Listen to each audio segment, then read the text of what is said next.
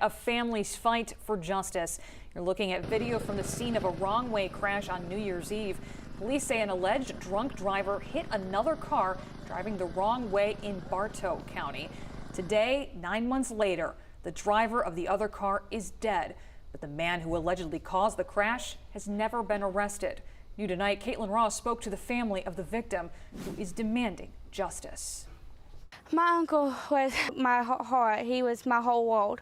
Alyssa Henson says her uncle Jason was her best friend. It feels like there's a hole left in our hearts and our home. She has the pictures and video from the scene of the crash early New Year's Day.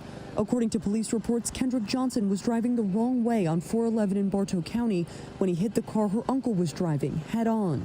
The GSP trooper who responded to the scene reported Jackson smelled like alcohol and had a number of crushed beer cans in his car.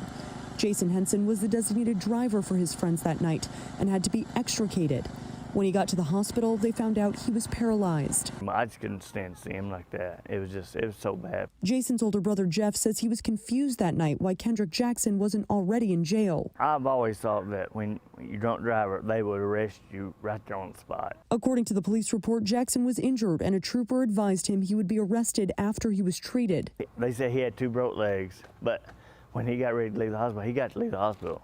My brother never did. When GSP took out warrants for Kendrick Jackson's arrest, they found out he had left the state. People commit crimes and they run out of state and they get lost in the system. You never find them again. It's unfortunate when you have a chance to keep somebody here that they didn't keep them here when they had them here. Atlanta trial attorney Randy Kessler says he can't understand why Jackson was not arrested that night. Now that he's reportedly fled the state, Kessler says it will be much more difficult to bring him to justice. When we talked to the state trooper and the sheriff's deputy, they told us that he will pay for this. Well, that was just words because they didn't care.